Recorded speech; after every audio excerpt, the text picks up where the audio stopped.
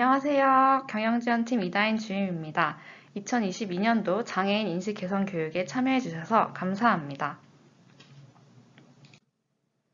이번 시간에 학습할 내용은 첫 번째, 장애란 무엇인지, 장애를 바라보는 관점을 어떻게 변화시켜야 하는지 알아보는 시간. 두 번째는 장애인의 개념과 장애인의 인권에 대해 알아보는 시간. 마지막으로는 앞서 이해한 내용을 바탕으로 장애인과 함께 살아가고 함께 일하는 방법을 배워보는 시간을 갖도록 하겠습니다. 자, 그럼 이제부터 영상을 시작해 볼까요?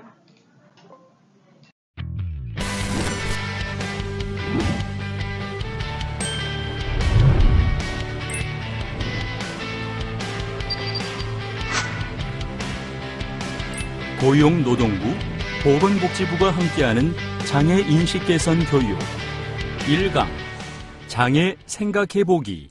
안녕하세요. 고용노동부와 보건복지부가 함께하는 장애 인식 개선 교육에 오신 여러분을 환영합니다. 오늘 저는 사회를 맡은 아나운서 이혜연입니다. 여러분 혹시 장애 감수성이란 말 들어보셨나요? 여기에서의 이 감수성은 다른 사람의 관점이나 상황을 이해해보자 라는 의미에서 쓰였는데요. 그 전에 이 장애란 무엇인가에 대해서 이야기를 함께 나눠보도록 하겠습니다. 네, 유튜브 굴러라 구루님 채널을 운영 중이신 구루님 김지우님과 한국장애인개발원의 김태웅님입니다. 안녕하세요. 안녕하세요. 안녕하세요.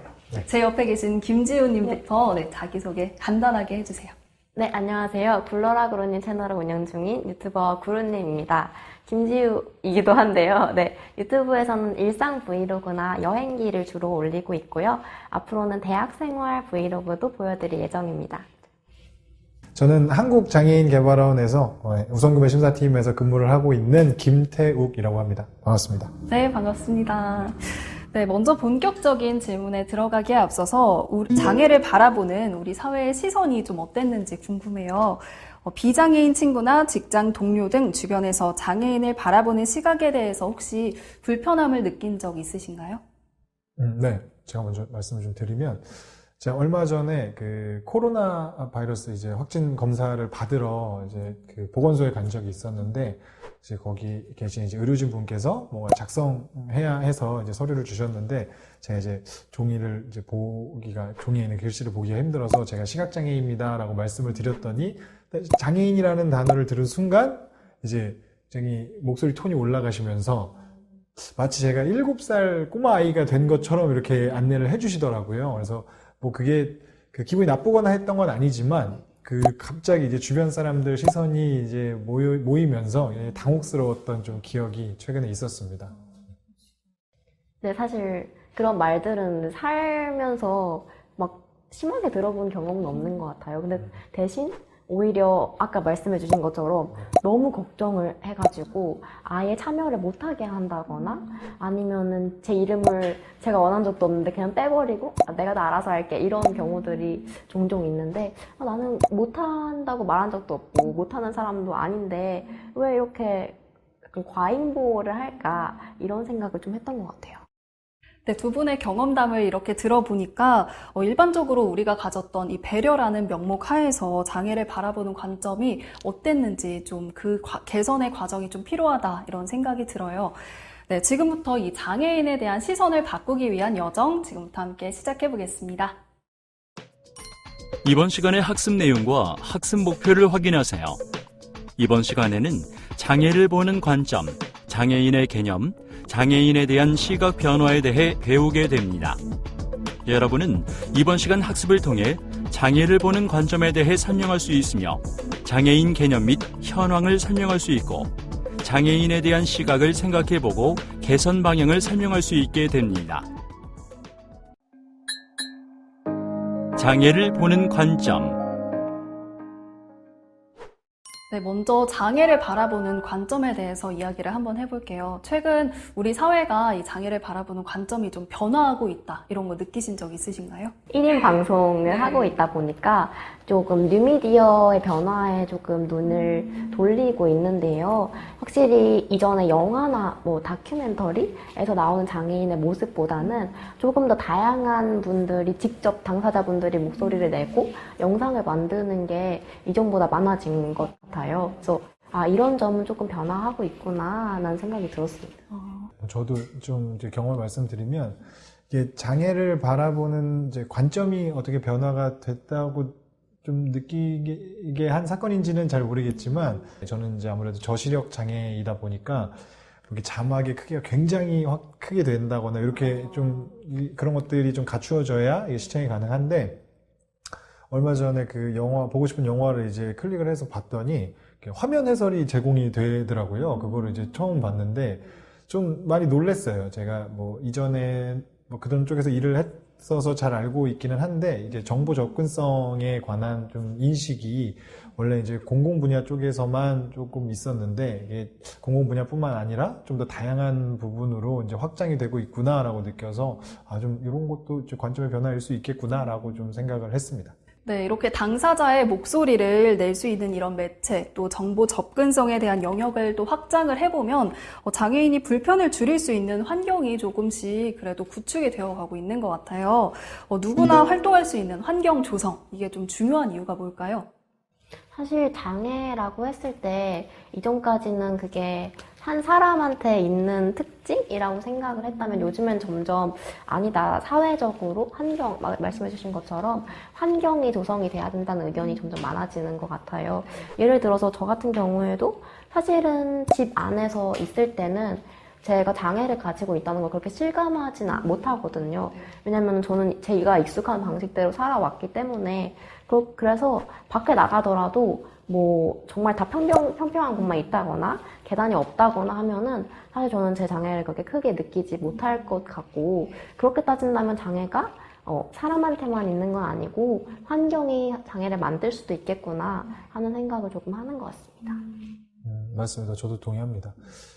저도 이제 뭐 직장에 다니고 있는데 직장에서 일을 하거나 뭐 집에서 혼자 이제 생활을 할 때 무언가를 볼 때 저는 그 화면 확대 프로그램이나 화면 읽기 프로그램 이런 것들을 사용을 하고 있어요. 근데 요즘 이제 밖에서 이제 뭐 식사를 하거나 어디를 가 보면 무인 그 키오스크라고 하나요? 그런 것들이 이제 되게 많이 보급이 되어 있는데 그것들 앞에서 좌절할 때가 많거든요. 이제 키오스크나 이런 것들이 모두 다 제가 쓰는 이제 다른 보조공학기기처럼 화면 확대나 화면 읽기 기능이 된다면 제가 이제 혼자서 할 수 있는 일이 많아지고 더 많은 사람들이 그것을 자유롭게 이용할 수 있는 환경이 조성이 되는 거잖아요. 그러면 주변 사람들도 장애에 대해서 바라보는 시각이 조금은 좀 달라지지 않을까 그렇게 생각을 합니다. 처음 이제 제가 이제 패스트푸드점에 친구랑 같이 갔는데 원래 거기 되게 작은 패스트푸드점이어서 이제 직원분이 몇 분 안 계셨었는데 거기에 어느 날 가보니까 키오스크가 이렇게 세 대가 생긴 거예요. 요즘 많죠. 그렇죠. 요즘은 굉장히 많은데 그때 친구가 처음 그걸 보더니 와 이제 이런 거 되게 많이 생겼으면 좋겠다. 그러면 많은 사람들이 동시에 더 많이 주문할 수 있으니까 너무 편리하지 않느냐라고 하길래 그 말을 가만히 듣고 있다가 그래 그렇게 되면 네 친구는 이제 혼자서는 햄버거를 먹을 수가 없게 되는데 정말로 괜찮은 거야? 라고 물어봤더니 되게 많이 당황을 하더라고요. 그래서 사람들이 정말 무시해서가 아니라 정말 몰라서 이런 것들을 많이 변화시킬 수 없는 상황이구나라고 좀 느낀 적이 있습니다. 두 분께는 미리 질문지를 드렸었는데 영국의 인구조사국 질문과 마이클 올리버에 대한 질문이 있었어요. 여기서 미리 한 질문만 선택해서 직접 질문을 한번 드려볼까 합니다. 당신은 자신에게 어떤 문제가 있는지 말해줄 수 있습니까? 당신은 사회에 어떤 문제가 있는지 말해줄 수 있습니까? 이 두 질문에서 혹시 어떤 차이가 느껴지시나요? 질문을 보자마자 첫 번째 질문은 어떤 문제의 원인을 장애인 당사자에게서 찾으려고 하고 있고 두 번째 질문 같은 경우는 문제의 원인을 주변 환경에서 찾으려고 하는구나 라고 바로 느껴졌습니다. 네, 사실 아까 말씀드렸듯이 장애는 개인의 문제가 아니라 사회 구성의 문제라는 말이 많이 나오고 있다고 했잖아요. 첫 번째 질문 같은 경우에는 장애인 당사자에게 문제를 묻고 그렇게 된다면 또 자연스럽게 그것을 개선하기 위해서는 장애인 당사자가 무언가 변화를 해야 되는 거예요. 근데 사실 장애를 가진 입장에서 저의 신체를 그렇게 빠르게 변화시키기는 어렵고 그것이 아니라 모두가 함께 할 수 있는 환경을 조성하는 게 맞을 텐데 그 책임을 개인에게만 물리고 있다는 생각이 많이 들었고요. 그런 질문들을 대안 질문으로 바꿈으로써 이런 책임이 이 사람한테만 있는 게 아니고 우리 공동체의 책임이야 라고 간접적으로 말하는 듯한 느낌이 들어서 이런 질문들이 더 많아져야겠다는 생각이 들었고요. 그러면 우리가 어떤 걸 개선할 수 있을까로 나아갈 수 있어서 이런 질문들이 더 많아져야 된다고 생각합니다. 네. 장애인들이 직면한 문제가 개인이 아니라 사회에 있지 않을까요? 장애인의 개념. 네, 저희의 이야기가 장애인 인식 개선인 만큼 또 가장 중요한 초점은 장애인에 대한 이야기겠죠. 혹시 이 강의를 듣고 계시는 여러분들은 장애인의 기준이 나라마다 다르다는 거 알고 계신가요? 네, 미국은 알코올 중독자도 장애인에 포함이 된다고 하고요. 스웨덴의 경우에는 의사소통이 어려운 외국인도 장애인의 범주에 들어간다고 합니다. 우리나라의 장애인 범주는 어떻게 될까요? 네, 우리나라의 경우는 신체적 장애와 정신적 장애를 기준으로 15개로 나뉘고 있다고 하는데요. 혹시 국가마다 왜 기준이 다른지 혹시 이거에 대한 생각 해보신 적 있으신가요? 제가 생각하기에 장애의 기준 같은 거는 애초에 없다고 생각을 해요. 근데 어떤 행정적인 편의를 위해서 만들어진 최소한의 기준 정도라고 생각을 하는데 이 기준이 무엇이냐라고 묻는다는 것 자체가 예를 들면 체구가 다른 유럽 사람과 아시아 사람에게 어느 것이 라지 사이즈가 맞느냐라고 물어보면 아마 다 다르게 대답을 할 거잖아요. 그래서 장애의 기준도 그런 것이 아닌가, 그 사회가 혹은 수용할 수 있는 정도의 어떤 최소한의 기준으로 만들어진 것이기 때문에 이게 딱 정해져 있는 정답 같은 거는 없다고 생각을 합니다. 사이즈만 생각을 해도 나라마다 다른 게 사이즈인데 장애인의 기준도 다 달라질 수 있다고 생각을 하고 그럼에도 불구하고 그러니까 많은 분들이 결핍과 장애를 연관 지으시는 것 같아요. 근데 그렇게 되는 원인 중에 하나는 아까 말씀드렸듯이 우리 사회가 수용하지 못하는, 그러니까 여태까지 준비를 했어야 하는데 하지 못하는 것들로 발생하는 문제들이 장애의 기준이 되는 것은 아닌가? 근데 그렇게 생각을 하면은 많은 분들이 결핍과 연관을 지으실 수 있게 되니까 되게 인식을 바꿔야 되지 않을까 하는 생각을 합니다. 네, 두 분의 말씀을 들어보니까 이 사회적 시대적으로 사실 장애의 기준이라는 게 많이 변화가 됐고 또 사회 환경이 기준이 돼서 각 국가마다 이렇게 다른 양상을 띠고 있는 것 같아요. 우리나라도 2021년부터 장애 인정 필요성이 지속적으로 제기된 10개 질환에 대해서 장애 인정 기준을 마련할 예정이라고 하고요. 또한 장애 정도에 따라서 복지 서비스에 차등이 있었던 장애 등급제는 2019년 7월부터 단계적으로 폐지가 됐습니다. 장애 인정 질환 확대 및 장애 등급제 폐지 등 장애인의 인권, 즉 인간으로서의 존엄함을 보다 적극적으로 인정하는 사회로 변화되어 가고 있다고 생각합니다. 네, 두 분에게 잠깐 질문도 드리고 시작할게요. 주변에서 장애를 지니지 않은 사람을 칭할 때 보통 뭐라고 칭하시나요? 보통 혹시 일반인, 정상인 이렇게 얘기하는 경우가 많나요? 제 또래 대학생 친구들 같은 경우에는 언어가 가지고 있는 힘을 많이 좀 깊게 생각하는 친구들이 있어서 많이 조심을 하는 것 같아요. 그런데 아직까지도 일반인이라던가 혹은 일반 학생, 그리고 특별 학생이라던가 특별 반 이런 말들은 조금 많이 들어본 것 같습니다. 저랑 좀 나이 차이가 있어서 이것도 좀 차이가 느껴지는 것 같은데요. 저는 아무래도 이제 직장에서 일을 하면서 좀 대하게 되는 저보다 좀 연령대가 높으신 분들은 여전히 좀 이제 그게 다르다라는 것을 좀 인지하지 못하고 있는 경우들이 좀 있어서 정상인이라던가 일반인이라던가 그런 좀 더 비속어에 가까운 표현들까지도 많이 쓰는 경우가 있습니다. 여전히. 네. 네, 이 장애 관련 올바른 용어 가이드라인을 살펴보면 이 정상인, 일반인 등의 용어는 자제 용어로 분류가 되고 있고요. 법정 용어로는 비장애인이 올바른 표현입니다. 그 밖에 또 일상 속에서 피해야 할 장애인 차별 그런 단어들이 혹시 있을까요? 학교에 다닐 때, 그러니까 중학교나 고등학교에 다닐 때까지만 해도 여전히 학생들이 많이 쓴다고 알고 있는데 그냥 장애란 말 자체를 비속어로 쓰는 경우가 엄청 많은 것 같아요. 특히 뭐 게임을 한다거나 하면은 뭐 너 어디 장애 있냐라던가 아니면 아예 닉네임 자체를 제가 뇌성마비 장애인인데 뇌성마비 땡땡땡 이렇게 하는 거예요. 저는 그래서 이 친구가 진짜 뇌성마비를 가지고 있어서 뇌성마비 땡땡땡이라는 이름을 쓰는 건가 하고 물어봤어요. 땡땡땡아 너 혹시 뇌성마비야? 이렇게 물어봤는데 전 진짜 궁금해서 물어본 건데 그렇게 물어본 것 자체를 욕으로 알아듣고 막 주변 사람들이 웃더라고요. 근데 저는 정말 진심으로 궁금했던 건데 그래서 그걸 물어보는 순간 아, 이 사람은 지금 뇌성마비라는 단어를 욕으로 쓰고 있구나 해서 굉장히 기분이 나빴던 기억이 있습니다. 저는 뭐 욕까지는 아니지만 간혹 그 장애인들에게는 특혜가 주어진다라는 말을 이제 자주 쓰시는 분들을 보고 약간 거슬렸던 적이 있습니다. 근데 이렇게 특혜라는 게 어떤 이제 특별한 혜택을 말하는 거잖아요. 애초에 그 장애인과 비장애인이 동등하게 혜택을 누릴 수 있었다면 그런 건 필요가 없었을 텐데 동등하게 혜택을 누릴 수 없기 때문에 제공되는 건 제가 생각하기엔 특혜가 아니라 공정한 기회라고 생각을 합니다. 근데 이런 사정들은 잘 모른 채 장애인들만 특혜를 받아서 불공평하다. 이것은 뭐 역차별이다. 이렇게까지도 생각하시는 분들이 계신데 제 생각에 공평하다는 것의 의미를 조금만 더 생각을 해보시고 공평한 기회가 제공이 되는 것이 그것은 결코 역차별이나 특혜는 아니라는 것을 좀 알려드리고 싶습니다. 조금 더 말해도 될까요? 네.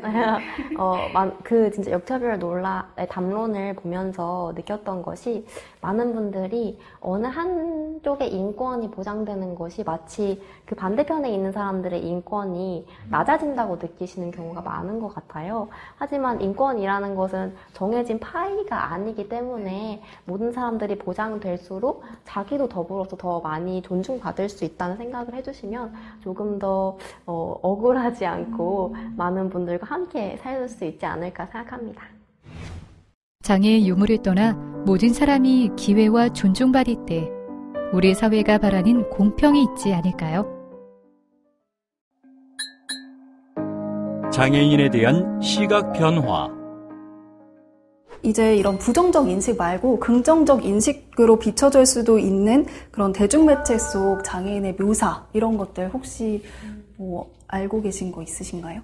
네, 저는 1인 방송을 하기 때문에 시청자분들의 반응을 조금 듣는 편인데요.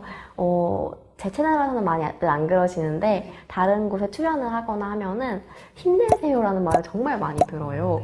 근데 저는 사실 약간 의아하죠. 나 별로 안 힘든데? 나 힘들어 보이나 오늘? 약간 피곤해 보이나?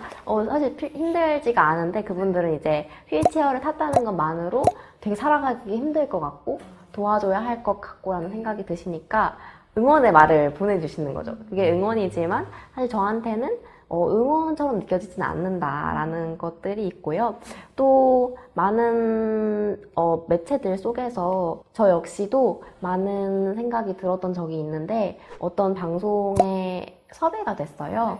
섭외가 됐는데 소위 사회실험이라고 하는 그러니까 장애인이 곤란에 처한 모습을 몰래 찍고 이제 그걸 도와주는 분들을 찍어서 아직 세상은 이렇게 따뜻합니다. 뭐 이런 식의 연출을 네네네네 하고 싶으셨던 것 같은데 저는 사실 굉장히 불쾌했던 순간이에요. 왜냐면은 장애인이 곤란한 모습을 지켜보고 그걸 또 누군가가 돕는 모습에 비장애인이 장애인에게 도움을 주는 것을 아주 영웅적인 일이라고 표현을 하는 것이 사실 우리 곤란에 처한 사람을 보면 도와주는 게 맞는 거잖아요.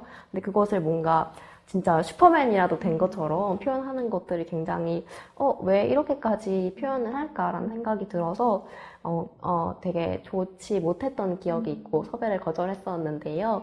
그런 식으로 특히나 유튜브 같은 경우에는 조회수가 곧 수익으로 이어지는 구조이기 때문에 장애라는 경험 자체를 굉장히 자극적으로 쓰려는 모습들을 많이 봤어요. 막 썸네일에 대문짝만하게 휠체어에 넣는다거나 아니면은 뭐 장애인이 이렇게 됐을 때 사람들의 반응은? 이런 식의. 근데 장애라는 특성을 저렇게 조회수를 늘리는 용도로만 쓰지 않았으면 좋겠다 하는 생각들을 많이 하고 있습니다. 맞습니다. 그러니까 최근 들어서는 제가 뭐 영화나 드라마 이런 것들을 좀 보면 과거보다는 어떤 장애를 터부시한다거나 아니면 장애인을 부정적으로 표현한다거나 하는 것들은 많이 사라진 것 같은데, 또 이제 극적인 효과를 위해서인지 이제 장애인들은 마치 뭐 자극적인 소재, 뭐 서번트 증후군이라든지 이렇게 특별한 능력을 지니고 장애를 가졌지만 대신에 어떤 특별한 능력을 갖고 있다, 혹은 뭐 장애를 갖고 있는 장애인이 뭐 드라마나 영화 속의 캐릭터로 등장할 때에는 엄청난 위기 상황이라든지 아니면 굉장히 불우하고 불행한 상황에 좀 많이 노출을 시키는 것 같아요. 흥미를 위해서 만들어낸 장애인 그 캐릭터는 제가 보기에는 좀 시청자들로 하여금 또 방금 구루님이 말씀해 주신 것 같은 잘못된 어떤 편견이나 인식을 갖게 하는 데에 꽤 일조를 하고 있지 않나라는 좀 안타까운 생각입니다. 김태웅님의 말씀처럼 여전히 흥미와 또 극적인 효과를 위해서 천재나 또 특별한 능력을 부가적으로 뭔가 더 이렇게 설정을 한다거나 그런 모습을 보여주는 건 좀 시청자들에게 잘못된 인식을 가지게 할 수도 있을 것 같아요. 근데 이 밖에도 장애에 대한 잘못된 인식을 심어줄 수는 있지만 우리 사회에서는 은근히 흔한 그런 것들이 있을까요? 극복하다라는 말을 정말 많이 쓰고, 그리고 막 너는 장애가 있는데도 이렇게 열심히 살았구나 라는 말씀들을 많이 하시는데, 극복했다는 말은 사실 그 전에 환경이 굉장히 마이너스적이고 그게 지금은 없어졌다라는 의미로 많이 쓰이는데, 여전히 저의 선배 그 기사의 주인공은 시각장애를 가지고 계시고 저도 휠체어를 타고 있는데 어디가 극복을 했다는 걸까? 같이 살아가는 건데 라는 생각을 많이 했고요. 하나만 더 말을 하자면 장애인을 욕하는 댓글이 있었을 때 그것을 비판하려고 하시는 의도는 알겠는데 뭔지 아시겠죠? 네. 알 것 같습니다. 저런 사람들보다 너한테 네 마음에 장애가 있다, 네가 장애인이다 라고 하는데 전 사실 욕한 사람이나 그분이나 비슷하게 보여요. 왜냐면 둘 다 똑같이 어쨌든 장애를 욕으로 쓰시고 계신 거잖아요. 제가 장애인인 게 맞는데 왜 나를 욕하는 사람한테 장애인이라고 하지? 이러면 사실 변화한 게 없지 않나? 근데 이거 되게 칭찬의 말로 혹은 보호하는 말로 많이 둔갑하는 경우들이 있어서 아직도 많이 쓰이고 있구나 하는 생각을 합니다. 지금 저도 이제 구루님 얘기를 듣고 있다 보니까 사실은 제가 이제 생각했던 것과 크게 다르지 않아요. 뭐 이렇게 우려가 되는. 예를 들어 아까 전에 장애인은 도움이 필요한 존재라고 많은 사람들이 그냥 쉽게 받아들이고 생각을 하시는데, 장애인은 단순히 장애인은 도움이 필요한 존재라고 여기기에는 아시겠지만 장애인도 뭐 장애의 정도라든지 장애의 유형, 뭐 성격, 주변 환경 이런 것들에 따라서 굉장히 많은 사람들이 현재 살아가고 있거든요. 근데 그것들을 무시한 채로 그 장애인이라는 한 단어로 뭉뚱그리는 순간, 그렇게 생각하는 순간 하게 되는 말과 행동, 표현, 이것들은 모두 다 편견이고 잘못된 표현이고 앞으로 이제 부정적인 인식을 심어줄 수 있는 말과 행동이 되지 않을까라고 좀 생각을 해봅니다. 네, 우리는 흔히 늘 장애를 이겨내다라는 표현을 많이 씁니다. 그러나 두 분의 말씀처럼 이 장애를 꼭 극복해야 할 문제로 생각을 해야 할까요? 우리 주변의 모든 사람들이 장애라는 단어를 들었을 때 어떻게 하지? 이게 아니라 장애가 있구나, 그렇구나, 그럼 뭐가 더 필요할까? 이렇게 생각할 수 있는 사회가 꼭 빨리 왔으면 좋겠습니다. 오늘 장애와 또 장애인을 바라보는 관점에 대해서 깊이 생각해보게 해주신 이 두 분 너무나도 감사드리고요. 네, 여기에서 저희의 이 교육 영상 마치겠습니다. 네, 고맙습니다. 감사합니다. 장애인을 바라보는 관점과 비장애인을 바라보는 관점이 다르지 않을 때 각자의 개성이 존중받을 수 있습니다. 오늘 학습한 내용을 다음의 문제를 통해 확인해 볼까요? 평가 문제는 총 3문항이며 한 문제당 2번의 기회가 주어집니다. 스타트 버튼을 클릭하세요. 문제 1. 장애를 이해하는 관점과 시각에 대한 바른 설명은 무엇인가? 1. 장애는 개인의 문제이다. 2. 청각장애인과는 의사소통이 어렵다. 3. 장애는 사회 환경의 문제로 이해되어야 한다. 4. 장애는 극복되어야 한다. 정답은 3번입니다. 장애는 개인의 문제가 아니라 사회적으로 개인의 특성을 수용하지 못하는 환경의 문제로 이해해야 합니다. 문제 2.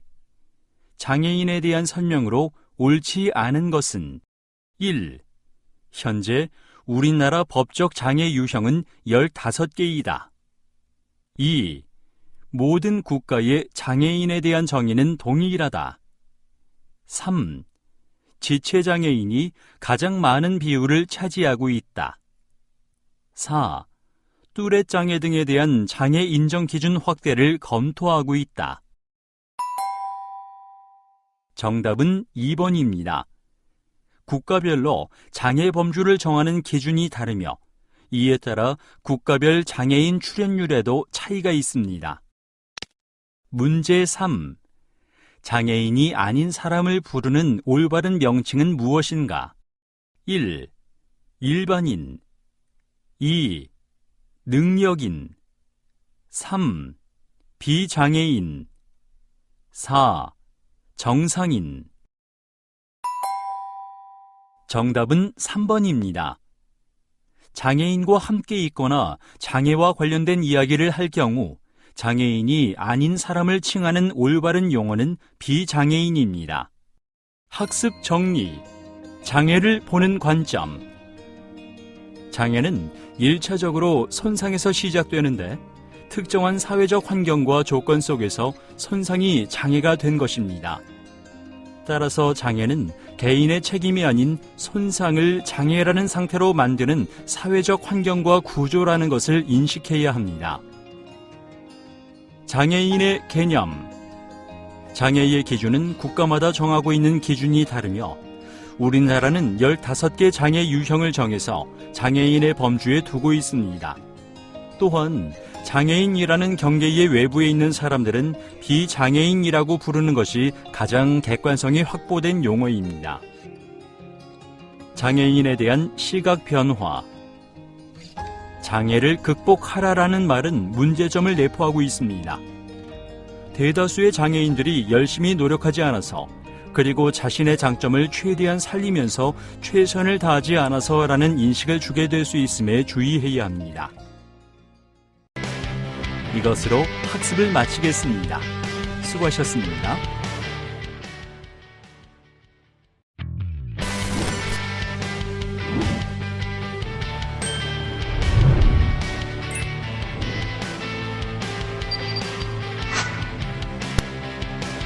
고용노동부, 보건복지부가 함께하는 장애인식 개선 교육 2강 장애인과 권리 알아보기.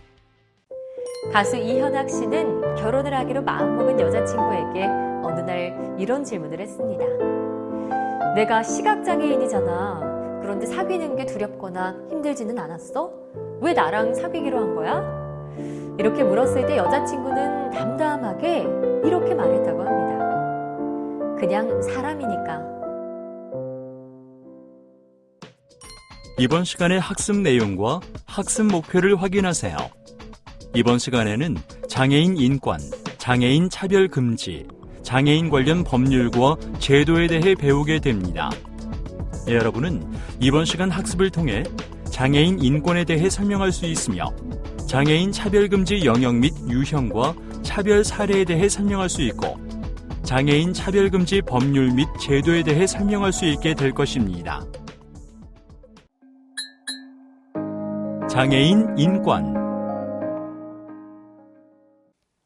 여러분 안녕하세요. 황보혜경입니다. 이번 시간에는 장애인의 인권에 대해 얘기 나눠보려고 하는데요. 장애인의 인권? 이게 뭐지? 인권이라고 하면 뭔가 어렵고 답답하고 멀게만 느껴지시나요? 그럴 리가요. 막상 듣기에는 어려울 수 있지만 오늘 저와 이 시간 함께 하신다면 어렵게만 느껴지진 않을 거예요. 지하철이나 버스 등 대중교통을 이용할 때 휠체어를 탄 장애인분들을 보신 적 있으신가요? 혹시 장애인들이 많이 불편해한다고 느끼지는 못하셨나요? 제 옆에 보이는 이 기사 제목들처럼 우리의 이동을 편하게 도와주고 매일같이 이용하는 이 지하철과 버스가 이동권을 보장하지 못하는 장애인의 현실을 보여준다는 사실 알고 계셨나요? 특히 지하철은 비장애인을 중심으로 설계되어 있기 때문에 대부분의 지하철 시설들은 장애인에게 여전히 이용하기 어려운 시설로 되어 있습니다. 장애인의 이동권이 보장받지 못하고 있다는 것이죠. 이처럼 누구나 자유롭게 다닐 수 있는 권리인 이동권이나 노동할 수 있는 권리인 노동권, 정치권, 문화권 등등의 많은 권리에서 가장 중요한 건 무엇일까요? 바로 누구나 누릴 수 있는이 중요합니다. 인간이면 누구나 가지며 마땅히 누려야 할 권리, 가고 싶은 곳에 자유롭게 가고 내가 살고 싶은 데서 살고 차별 대우받지 않고 내 힘으로 일하고 자립해서 건강하게 살 수 있는 권리. 우리가 잊지 말아야 할 건 누구나라는 사실입니다.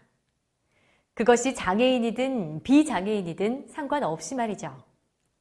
그렇다면 여러분은 각 나라에서 장애인의 인권을 지키기 위해 노력을 하고 있다는 사실 알고 계셨나요?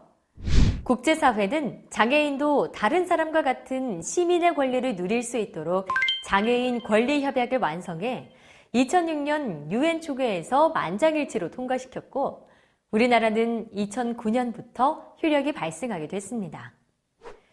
장애인 권리협약 제정은 장애인에 대한 기존의 편견과 고정관념을 크게 바꿨습니다.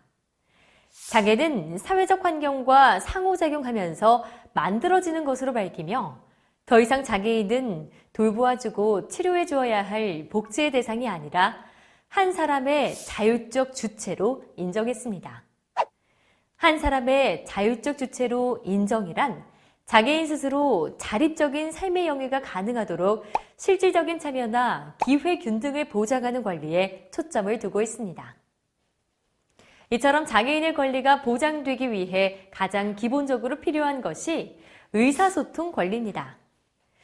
내가 아픈 곳이 있어서 병원 진료를 받을 때나 직장을 구하려고 면접을 볼 때, 불이익을 당해 경찰이나 법원에 방문할 때도 기본적으로 의사소통이 필요합니다.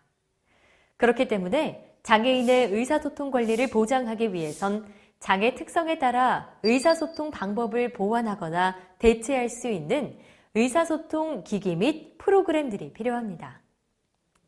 그렇지만 의사소통이란 상호적이고 관계적인 것이기 때문에 더 중요한 건 나와 의사소통 방식이 다른 상대방의 의사소통 방식을 이해하고 또 존중하려는 노력이 우선적으로 필요하겠죠.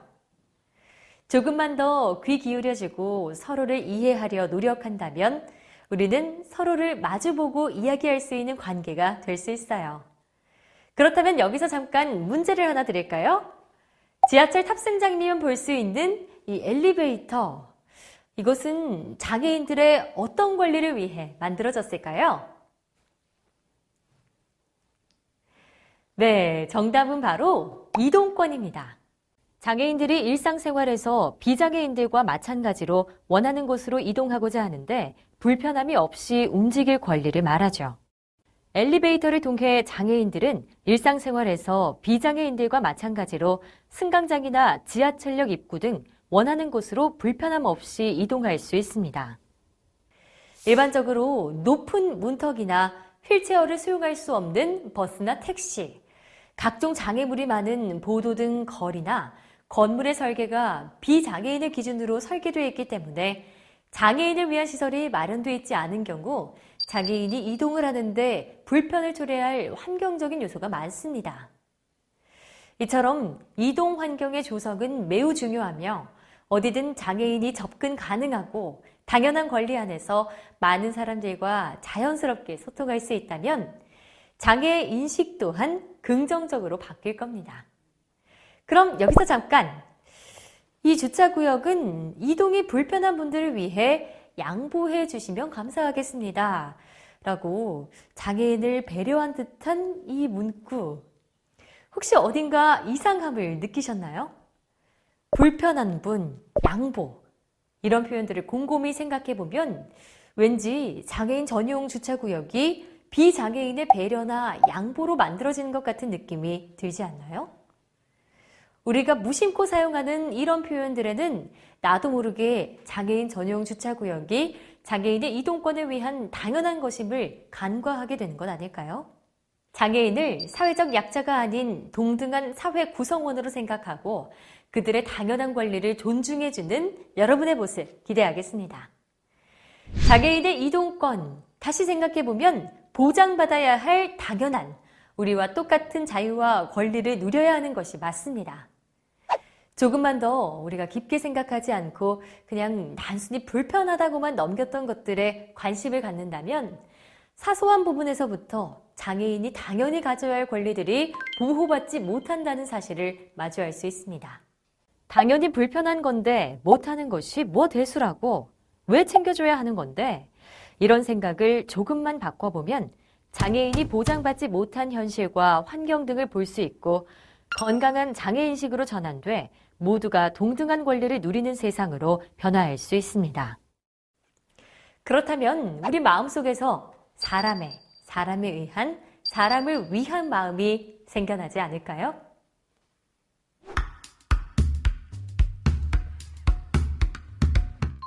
장애인과 비장애인이 함께 일할 때 필요한 에티켓들을 직접 들어볼까요?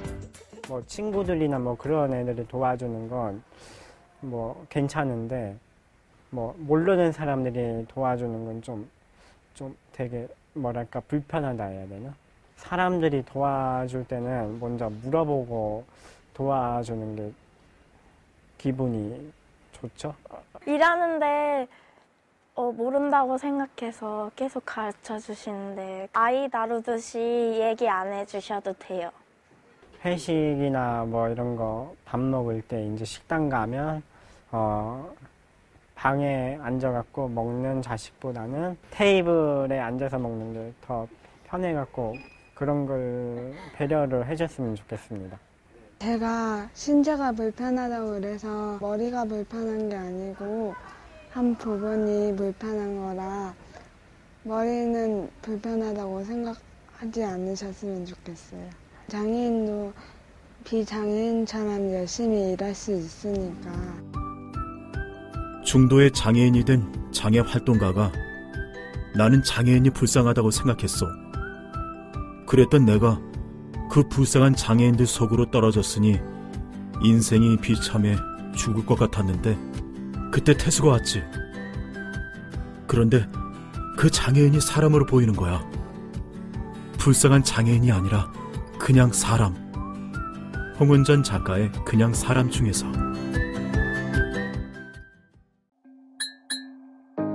장애인 차별 금지. 여러분은 차별하면 어떤 생각이 먼저 떠오르시나요? 좋지 못해, 차별은 나빠. 우리가 수없이 듣고 동의하는 말이 아닐까 싶은데요.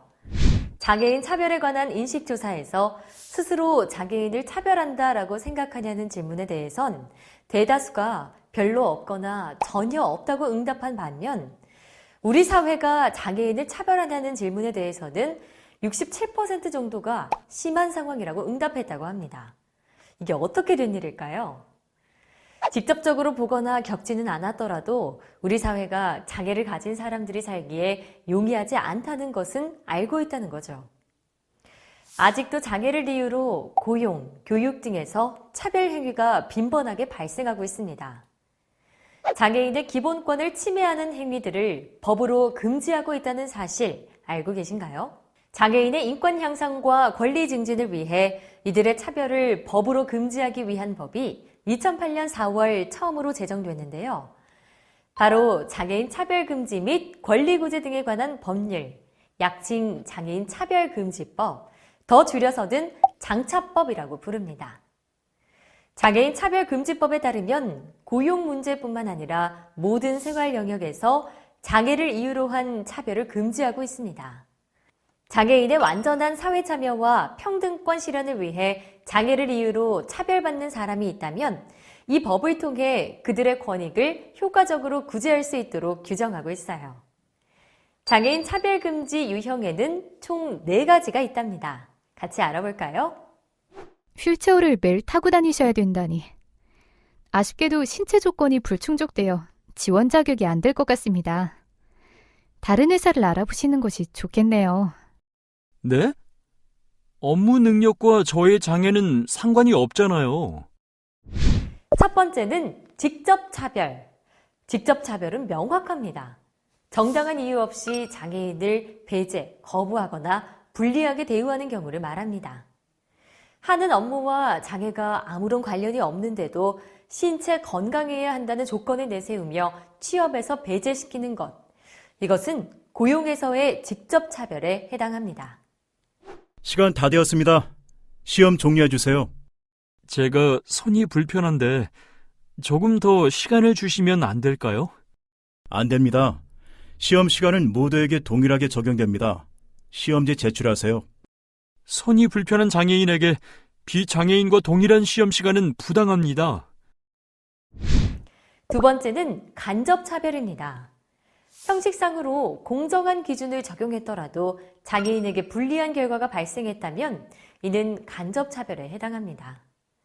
손이 불편한 장애인에게 비장애인과 동일한 시험 시간을 적용한다면 과연 공정한 기준을 적용한 것이라고 할 수 있을까요? 엄마, 그냥 집에서 공부하면 안 될까? 그래도 이 학교가 좋은 학교라는데. 근데 여기는 계단이 많아서 내가 다닐 수가 없는 걸. 아휴, 어떡하지? 세 번째로 정당한 편의 제공 거부에 의한 차별입니다. 학교를 다니고 싶은 아이에게 그림처럼 정당한 이유 없이 장애인에게 편의시설이나 서비스 등의 제공을 거부하는 경우 정당한 편의 제공 거부에 의한 차별에 해당합니다. 장애인이 이동하거나 문화생활을 즐기거나 시험을 응시할 때 등 장애인이 불편하지 않도록 그에 맞는 서비스를 제공해야 하고 장애인은 그 권리를 당당히 요구할 수 있습니다. 이번 화재 사건은 정신이상자의 소행으로 추측됩니다. 잘 잡아봐. 불우한 이웃의 느낌이 나도록 말이야. 조금 더 불쌍하게. 오케이, 그림 좋고. 난 불쌍한 사람이 아닌데. 마지막으로 광고에 의한 차별입니다. 광고의 내용이 장애인을 비하하거나 고정관념을 조장하는 경우가 이에 해당합니다. 광고는 불특정 다수에게 무분별하게 노출되기 때문에 비슷한 사례가 재발하지 않도록 더욱 신경을 써야 할 것 같네요. 무의식 중에 쓰고 있는 많은 표현들이 장애인을 비하하고 있지는 않은지 예민하게 살펴주세요. 그 밖에도 장애 아동의 보호자 등에 대한 차별과 보조견 또는 장애인 보조기구 등의 사용 방해가 있는데요. 장애 아동에게는 보호자, 지체장애인에게는 휠체어, 시각장애인의 경우 지팡이나 보조견 등이 그들의 다리와 눈이 되어주니 신체의 일부라고 할 수 있습니다. 그런데 시각장애인이 식당을 이용할 때 안내견 출입을 거부한다면 이것은 눈을 사용하는 것을 거부하는 것과 마찬가지죠. 명백한 차별 행위라고 볼 수 있습니다. 만약 장애인으로서 인권 침해나 차별을 당했다면 어떻게 해야 할까요? 또는 장애인이 차별당하는 것을 봤다면 어떻게 해야 할까요? 당황할 필요가 전혀 없습니다. 국가인권위원회에 진정을 넣어서 구제받을 수 있습니다. 차별 행위가 입증되면 국가인권위원회에서 시정권고를 내리는데 그래도 고쳐지지 않는다면 법무부에서 시정명령을 내릴 수 있습니다. 자, 지금까지 장애인 차별 금지에 대해 알아봤는데요. 이것까지 차별이었구나 하고 생각하신 부분이 있나요? 그렇다면 오늘부터 우리 차별 없는 세상을 위해 조금씩 생각을 바꿔보는 건 어떨까요? 장애인 관련 법률과 제도. 여러분, 지금부터는 조금 어려운 법 이야기를 해볼까 합니다. 그렇다고 너무 걱정하실 필요는 없어요. 저처럼 어깨 한번 돌리시면서 긴장 한번 풀어볼까요? 대한민국 헌법 제10조 모든 국민은 인간으로서의 존엄과 가치를 가지며 행복을 추구할 권리를 가진다. 국가는 개인이 가지는 불가침의 기본적 인권을 확인하고 이를 보장할 의무를 진다. 이 헌법은 대한민국 누구나 인간으로서의 존엄과 가치를 가진다라는, 즉 대한민국 국민의 인권을 보장하는 조항입니다. 이를 기반으로 1980년대 이후부터 장애인 인권을 구체화하는 입법이 제정되고 지금까지 장애인의 의료, 소득, 고용, 직업 재활 등등 다양한 욕구에 대응하고 각종 장애인 복지 서비스 등을 제공하기 위해 많은 장애인 정책 관련 법률들이 꾸준히 만들어졌습니다. 제가 이 중에서 꼭 기억하고 있으면 좋은 딱 2가지 법만 콕 집어서 알려드릴게요. 장애인 전체 욕구에 대해 포괄적으로 다루고 있는 기본법적 성격을 가진 법률로서 장애인 복지법, 그리고 장애인의 직업생활을 지원하는 장애인 고용촉진 및 직업재활법. 자, 준비되셨나요? 함께 알아볼까요? 장애인 복지법은 장애인의 인간다운 삶과 권리 보장을 위한 국가와 지방자치단체 등의 책임을 명백히 하고 장애 발생 예방과 장애인의 의료, 교육, 직업재활, 생활환경 개선 등에 관한 사업을 정하여 장애인 복지 대책을 종합적 추진 및 목적으로 제정했습니다. 앞에서 우리가 살펴봤던 장애인의 권리, 차별 금지, 국가와 지방자치단체의 사회적 인식 개선 등을 위한 노력은 이 법에 근거해 이루어지는 거지요. 혼자서는 일상생활과 사회생활을 하기 어려운 장애인에게 활동 지원 급여를 제공해 장애인의 자립생활을 지원하고 그 가족의 부담을 줄이기 위한 장애인 활동 지원 서비스나 장애로 인해 생활이 어려운 중증 장애인의 안정된 삶을 위해 지급하는 장애인 연금 등 장애인을 위한 다양한 복지 서비스가 이 법에 명시되어 있답니다. 다음으로 장애인 고용촉진 및 직업재활법을 알아볼까요? 이 법은 장애인이 그 능력에 맞는 직업생활을 통해 인간다운 생활을 할 수 있도록 장애인의 고용촉진 및 직업재활을 목적으로 하며 1991년 최초로 입법됐습니다. 장애인이 고용에서 차별당하지 않는 노력을 지속하도록 국가와 지방자치단체, 사업주의 책임을 구체적으로 명시하고 있는데요. 실제로 의무고용제도를 통해 근로자의 일정 비율을 장애인으로 고용하도록 의무화하고 있고 국가, 지방자치단체와 50명 이상 공공기관, 민간기업 사업주가 장애인을 일정 비율 이상 고용하지 않을 경우 부담금을 부과하고 있습니다. 또한 의무고용률 이상 고용한 사업주에게는 규모에 상관없이 초과 인원에 대해 장려금을 지급하도록 명시해 장애인 취업에 도움을 주고 있습니다. 매년 조금씩 의무고용 비율이 늘고 있고 장애인들이 떳떳하게 직장 생활을 하고 있는 훈훈한 모습이 많아지고 있는 것은 장애인의 권리를 지켜주고 있는 위와 같은 법들 덕분이라고 볼 수 있겠죠. 자, 지금까지 숨가쁘게 장애인의 인권과 그를 뒷받침해주는 장애인 관련 법률에 대해 살펴봤는데요. 이처럼 장애인도 비장애인과 같이 동등한 인권을 누릴 수 있도록 환경의 개선 및 다양한 법과 제도가 마련되고 있으며 이를 바탕으로 우리 사회에서의 장애인식이 긍정적으로 변화하는 것을 기대하고 있습니다. 오늘 학습한 내용을 다음의 문제를 통해 확인해 볼까요? 평가 문제는 총 3문항이며 한 문제당 2번의 기회가 주어집니다. 스타트 버튼을 클릭하세요. 문제 1. 장애인 인권에 대한 설명으로 옳지 않은 것은 1. UN 장애인 권리 협약은 장애인의 권리와 존엄성을 보장하기 위한 국제 협약이다. 2. 기본적으로 의사소통권, 이동권 등의 권리가 보장되어야 한다. 3. 장애인 인권의 출발은 장애인을 시혜와 자선의 대상으로 보는 것이다. 4. 장애인 인권에 대한 장애인과 비장애인의 공감대 확산이 중요하다. 정답은 3번입니다. 장애인 인권은 장애인을 시혜와 자선, 동정의 대상이 아니라 장애인도 우리 사회 시민으로서 권리를 인정하는 것에서 출발해야 합니다. 문제 2. 장애인 인권 향상, 권리 증진 등을 목적으로 장애인의 차별을 법으로 금지하기 위해 제정된 법률은 무엇인가? 1. 장애인 복지법. 2. 장애인 인권법. 3. 장애인 권리 협약. 4. 장애인 차별 금지 및 권리 구제 등에 관한 법률. 정답은 4번입니다. 장애인 차별 금지 및 권리 구제 등에 관한 법률은 장애인 차별 금지법이라고도 하며 2007년 제정되었습니다. 문제 3. 장애인 정책과 관련된 법률 및 제도에 대한 설명으로 옳지 않은 것은 1. 장애인 정책 관련 법률은 모두 보건복지부 소관이다. 2. 장애인 전체 욕구에 대하여 포괄적으로 대응하는 기본법적 성격을 가진 법률은 장애인 복지법이다. 3. 장애인의 자립생활을 지원하기 위해 장애인 활동 지원 서비스를 제공한다. 4.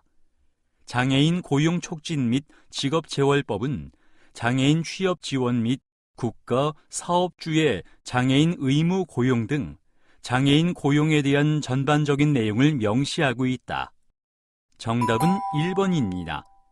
장애인 정책 관련 법률은 보건복지부를 포함하여 고용노동부, 교육부, 국토교통부 등 다양한 부처에서 제정하여 제도를 관리하고 업무를 수행하고 있습니다. 학습 정리. 장애인 인권. 인권은 인간이면 누구나 가지는 당연하고 기본적인 권리입니다. 장애인 권리 협약을 통해 존엄성을 가진 독립적인 개인으로서 장애인 스스로 사회에서 자율적으로 살아갈 수 있도록 보장해야 하며, 장애인 인권의 목표는 장애인만을 위한 인권의 확대 강화가 아니라 모든 인간의 보편적 권리로서의 장애인 인권을 뿌리내리는 것에 있습니다. 장애인 차별 금지. 모든 생활 영역에서 장애를 이유로 한 차별을 금지하고 장애를 이유로 차별받은 사람의 권익을 효과적으로 구제하며 장애인의 완전한 사회 참여와 평등권 실현을 통하여 인간으로서 존엄과 가치를 구현함을 목적으로 합니다. 장애인 관련 법률과 제도. 장애인 복지법은 장애인의 인간다운 삶과 권리 보장을 위한 국가와 지방자치단체 등의 책임을 명백히 하고 장애인 복지 대책을 종합적으로 추진하는 내용을 담고 있으며, 장애인 고용 촉진 및 직업재활법은 장애인이 그 능력에 맞는 직업생활을 통하여 인간다운 생활을 할 수 있도록 장애인의 고용 촉진 및 직업재활을 꾀하는 것을 목적하고 있습니다. 이것으로 학습을 마치겠습니다. 수고하셨습니다.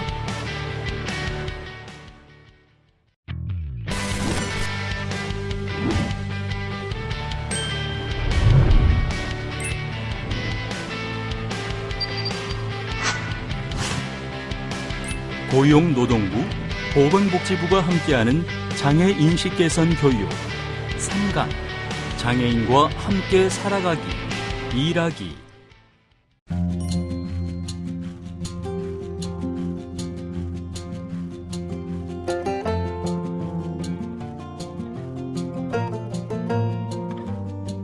뭐 먹지?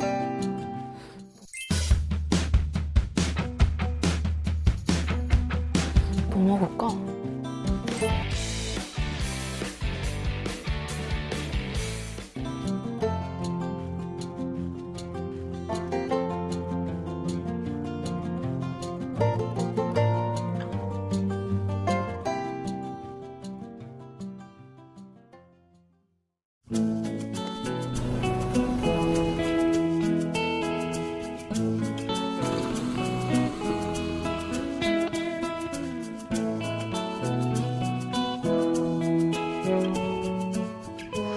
저 사장님 대단한 것 같아. 어째서?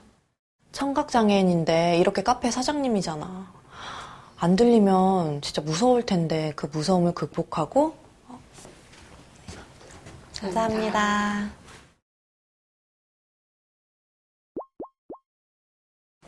사람들이랑 만나고 이렇게 친절하잖아. 무서움을 극복했다라.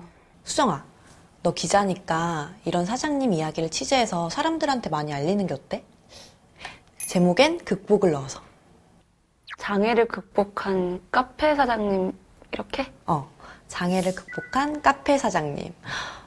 정말 멋진 이야기 같아. 잘 생각해봐. 나 잠깐 화장실 좀 다녀올게.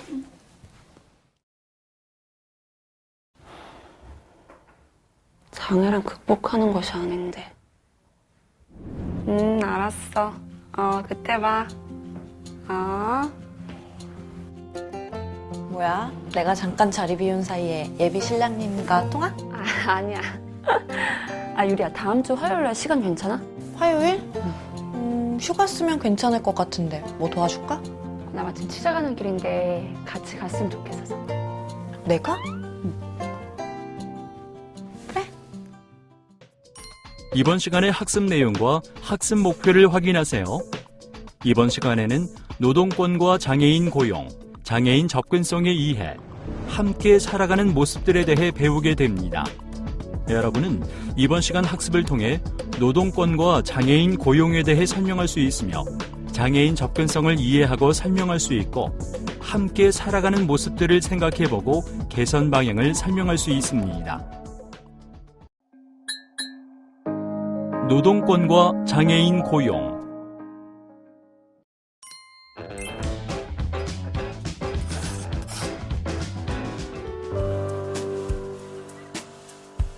안녕하세요, 선생님. 잘 지냈어요, 수정 씨? 아니, 오늘은 기자님이라고 불러드려야 되나? 안녕하세요. 장애인 취업을 돕고 있는 고지원이라고 합니다. 안녕하세요. 수정이 친구 김유리입니다. 수정 씨한테 얘기 들었어요. 얼마 전에 용기 있는 분을 만나셨다고. 네? 카페 사장님이요? 맞아요. 장애가 있으신데 극복하시고 카페를 운영 중이신. 유리 씨는 배려가 가득한 사람이네요. 근데 유리 씨, 그 사장님은 과연 장애를 극복한 걸까요? 네? 유리야, 오늘 취재 끝까지 도와줄 거지? 그럼 선생님 말의 의미를 알 수 있을 거야. 수정이, 너 또 내 호기심을 자극해.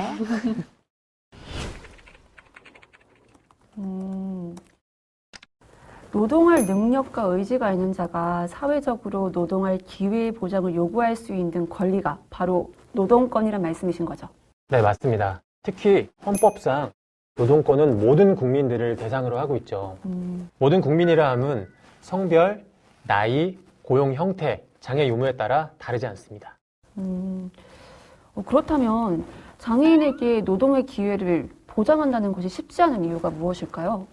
그건 장애인은 노동하지 않는 존재 또는 노동 능력이 없는 존재라는 인식이 바탕되어 있다고 생각이 돼요. 예를 들면 휠체어를 타고 있는 사람은 이동에 제약이 있을 테고 청각장애인의 경우에는 사람들과 의사소통에 불편을 겪고 있으니 업무 능력이 떨어질 것이다 라고 생각하는 것일까요? 네, 맞아요. 그런 점에서 우리나라에서는 장애인의 직업 생활을 통해 자립을 할 수 있도록 의무 고용 제도를 추진하고 있음에도 이러한 제도들이 갖는 시선들은 장애인들의 노동권 보장이 아닌 그들에 대한 복지라는 인식이 되고 있죠. 선생님, 그럼 우리가 생각하는 노동은 단순히 말해 이윤을 창출하는 활동이라고 말은 하지만 실은 그보다 더 큰 의미를 가지고 있다는 말씀이신가요? 네, 맞아요. 노동은 사회를 구성하는 과정이라는 점에서 매우 중요한 의미를 갖죠.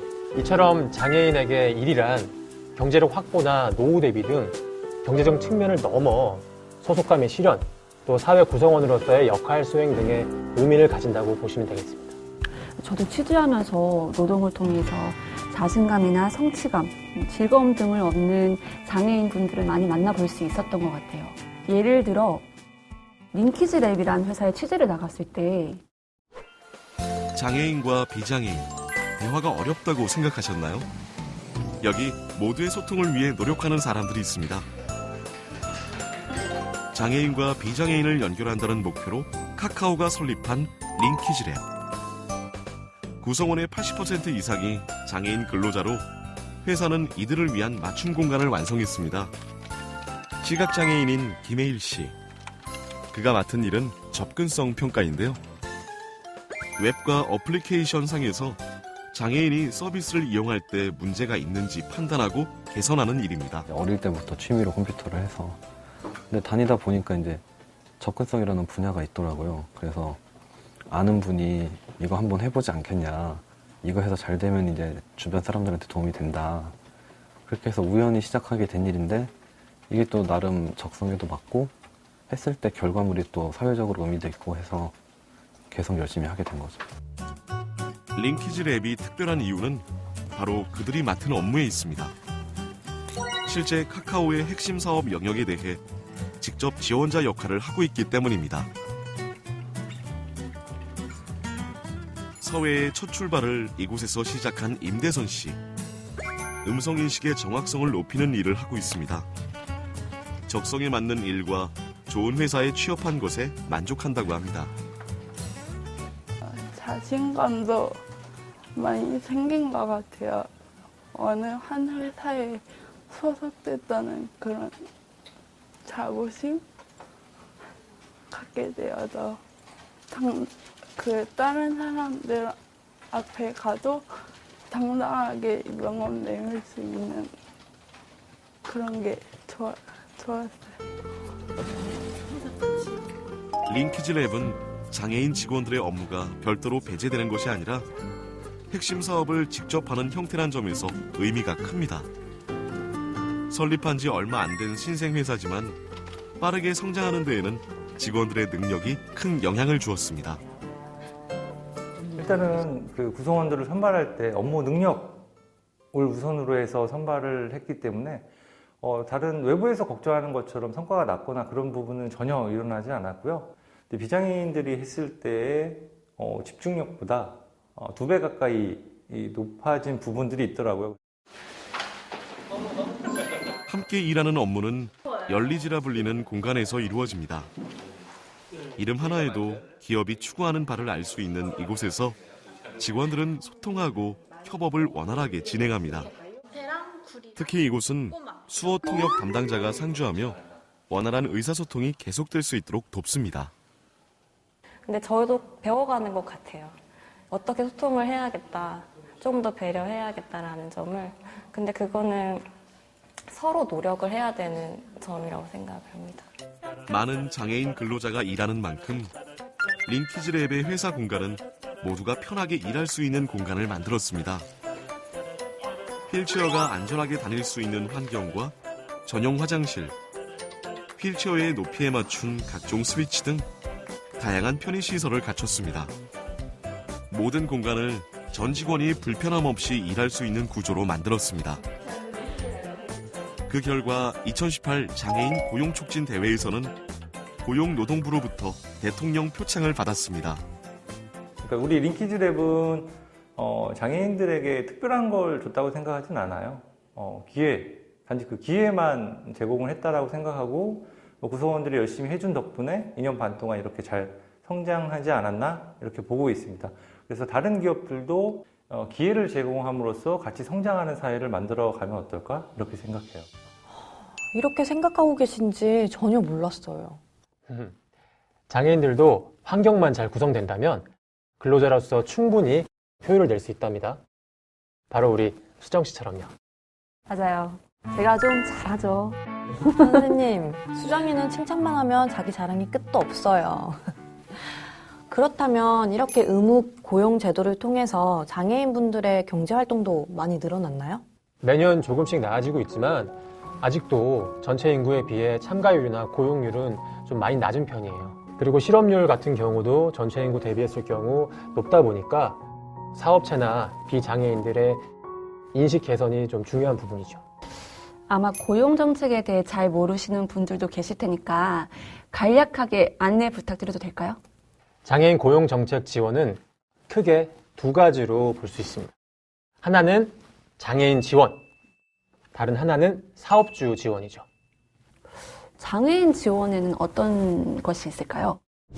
첫째, 장애인의 취업 전 준비부터 취업 후 적응까지 지원하는 과정인 장애인 취업 지원. 둘째, 취업을 희망하는 장애인들에게 다양한 직업 능력 개발과 직업 재활 서비스를 제공하는 장애인 직업 능력 개발 지원. 셋째는 중증 장애인 근로자의 직업 생활을 지원하기 위한 근로 지원인 서비스. 넷째, 보조공학기기 지원이 있어요.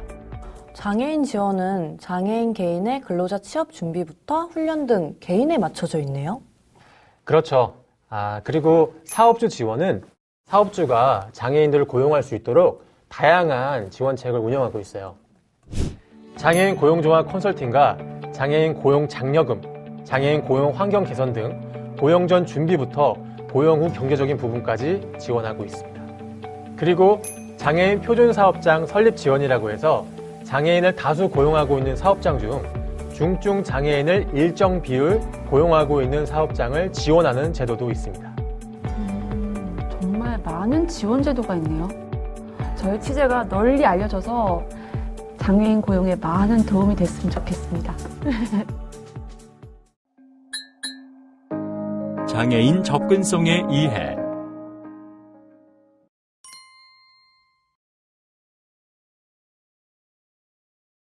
생각해보니까 여기 건물이나 인도에 턱이 없었던 것 같은데? 맞아. 베리어 프리 구역이니까. 베리어 프리? 사회생활에 지장이 되는 물리적 장애물들을 없애서 장애인이나 고령자들이 보다 쉽게 이동할 수 있도록 하는 사회운동이지. 단순히 차도와 인도의 구별을 위해 다른 높낮이라고 생각했는데 그 부분이 또 다른 구별을 낳고 있었구나. 유리야, 혹시 접근권이란 말 들어봤어? 접근권?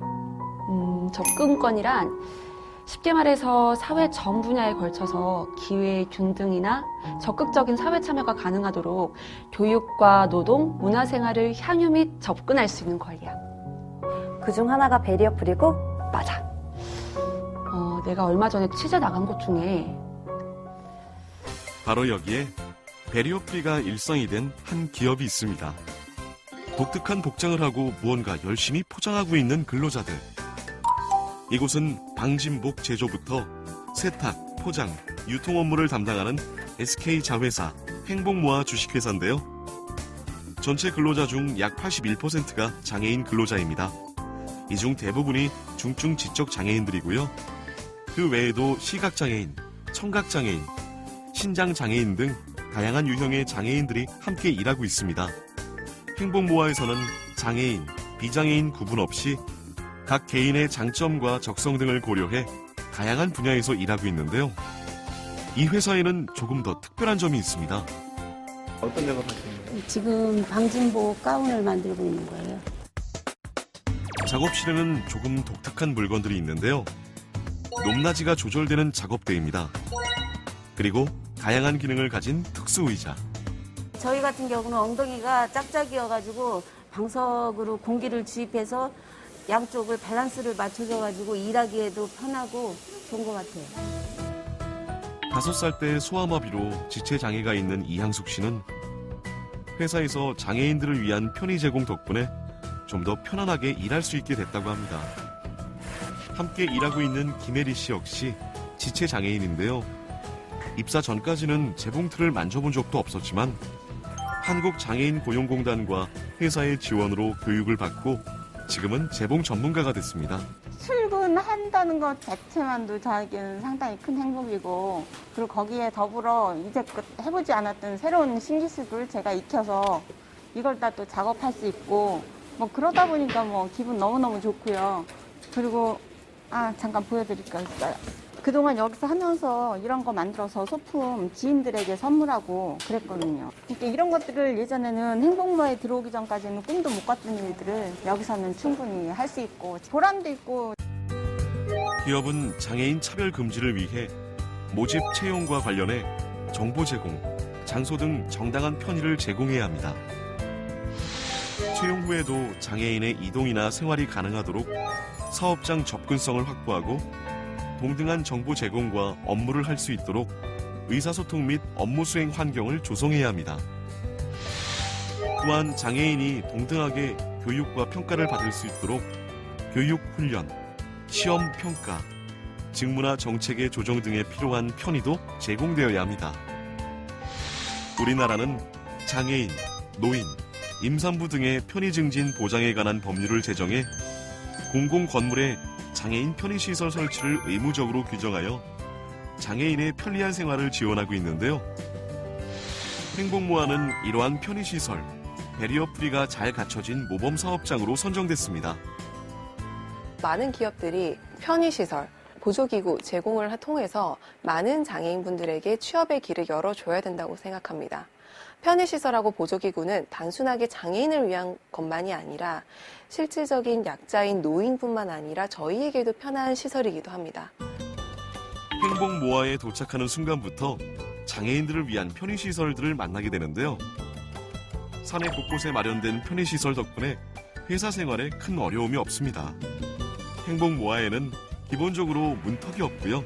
모든 버튼들이 장애인, 비장애인이 함께 이용할 수 있는 높이에 맞춰져 있습니다. 또 이렇게 장애인들 유형에 맞춰 보조기구들이 마련되어 있는데요.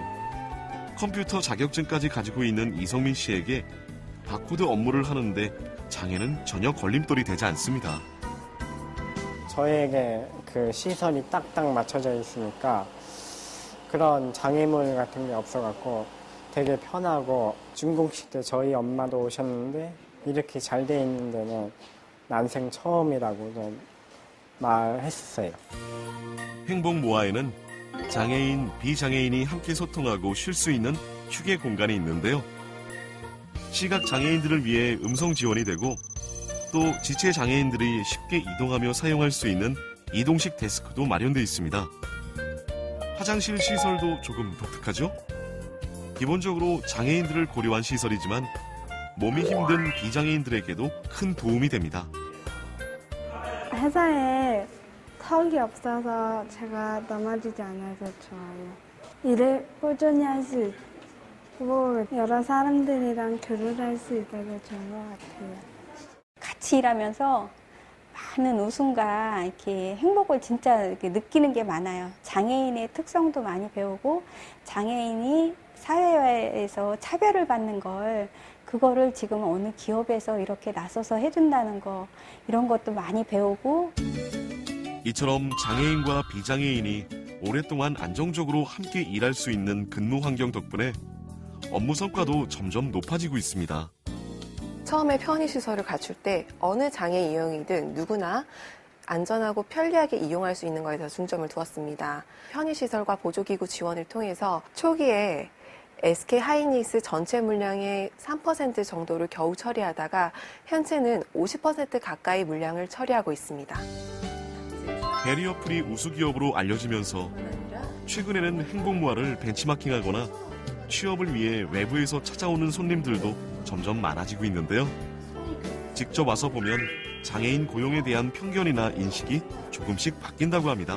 장애인 사원이 새로 입사를 했는데 만약에 물리적인 환경에 어려움이 있을 경우에는 저희가 한국장애인 고용공단이나 아니면 자체적으로 편의시설, 보조기구를 제공할 수 있도록 지원을 할 예정입니다. 보조기구 지원을 신청을 했을 때 먼저 공단 담당자께서 자문을 구해줍니다. 그래서 어떤 보조기구가 적합한지에 대해서 소개도 해주시고요. 장애인 구성원에 맞게 제작할 수 있도록 공단에서 지원을 해줍니다. 보조공학기기부터 배리어 프리만으로도 장애인분들 업무 능력이 향상될 수 있구나. 내가 타고 다니는 휠체어부터 기립형수형 이동 보조기나 휴대용 경사로 시각신호 표시기, 진동시계, 독서 확대기나 멀티비디오 읽기 자료 등 많은 보조공학기기들을 통해서 장애인의 삶의 질뿐만 아니라 업무에도 도움이 될 수 있어. 오늘 정말 많이 배우는데? 선생님 덕분에 주제 정말 잘 맞췄습니다. 아닙니다. 도움이 되었다면 제가 오히려 감사하죠. 선생님, 저도 많은 것을 배웠습니다. 배리어 프리에 대해서도 배웠어요. 배리어 프리도 배우신 거예요? 그러면 제가 질문 하나 해봐도 될까요? 네? 질문이요? 너무 겁먹으실 필요는 없어요. 배리어프리는 집이나 도로 등 건축에만 해당할까요? 건축 말고 배리어프리가 또 있나요? 네, 기본적으로 집이나 건축 등에 배리어프리가 통하지만 우리 마음에 있는 공간에도 배리어프리가 있답니다. 예를 들면 영화 같은 거 말하는 거죠. 역시 수정 씨네요. 자, 예를 들면 기존 영화의 화면을 음성으로 설명해주는 화면 해설과 한글 자막이나 음성 해설 등을 통해 모든 사람들이 함께 즐길 수 있도록 하는 것이죠. 와, 영화에도 배리어프리가 있다니. 그렇다면 우리의 일상 속에 수많은 배리어프리가 있겠네요? 비장애인의 입장에선 몰랐을 뿐 우리 주변엔 정말 다양한 배리어프리가 있어요. 예를 들면 여행에도 배리어프리가 있죠. 관악산 무장의 숲길이나 월드컵 평화의 공원 무장의 코스가 바로 그 대표적이죠. 관악산 무장의 숲길이랑 월드컵 평화의 공원이요. 매부를 해뒀다가 데이트할 때 가야겠다. 그리고 유니버셜 디자인이라고 해서 모든 사람을 위한 디자인. 그러니까 자세하게 설명하면 연령, 능력, 장애에 상관없이 최대한 많은 사람들이 사용할 수 있는 환경과 제품을 뜻하는 제품 디자인이 있답니다. 엘리베이터의 낮은 버튼이 대표적인 유니버셜 디자인이라고 할 수 있겠네요. 그렇다면 웹 접근성, 모바일 접근성에 관련돼서 제작된 디자인들도 유니버셜 디자인이라고 볼 수 있겠네요. 웹사이트나 모바일에서 제공하는 정보들은 누구나 쉽게 접근하고 이용할 수 있도록 보장하는 것이니까요. 다만 웹 접근성의 경우에는 법적 의무사항으로 스크린 리더 소프트웨어나 화면 확대 도구, 음성 인식, 키보드 오버레이처럼 보조 과학 기술을 통해 누구에게나 웹 접근성을 보장해줘야 하죠. 정말 제가 몰랐던 사실이 많았네요. 오늘을 통해서 그동안의 생각이 조금이라도 바뀌고 노력을 해준다면 정말 다른 장애인들에게도 많은 도움이 될 거야. 나 김유리 한다면 하는 사람이야. 나만 믿어. 함께 살아가는 모습들.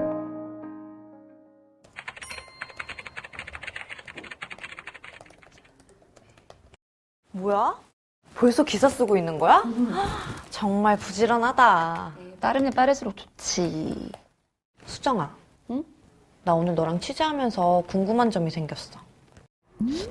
궁금한 점? 응.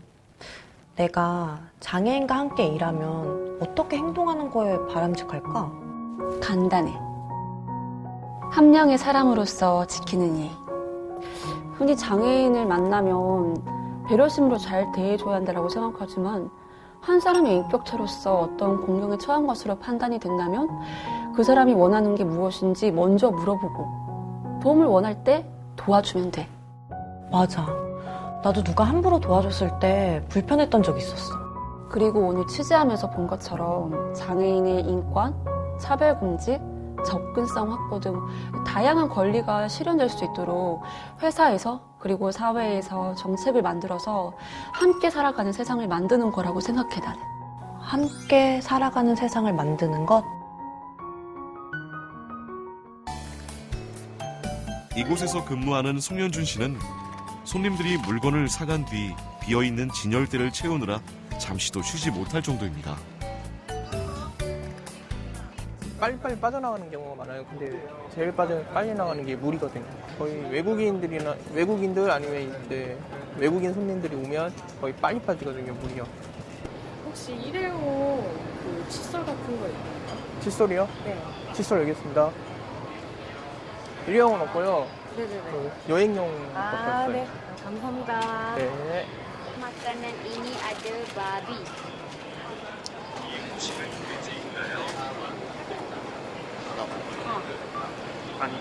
아니요.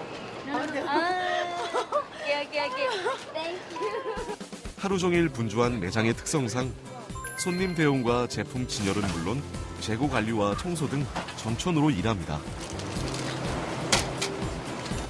다른 사람들과 별반 다르지 않게 의사소통도 문제없이 되고 이제 제가 무언가를 지시를 하면은 그거에 잘 따라줘가지고 믿음직스러운 것 같습니다.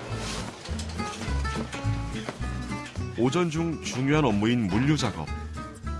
송현준 씨는 꼼꼼한 일처리를 인정받아 담당을 하게 됐습니다.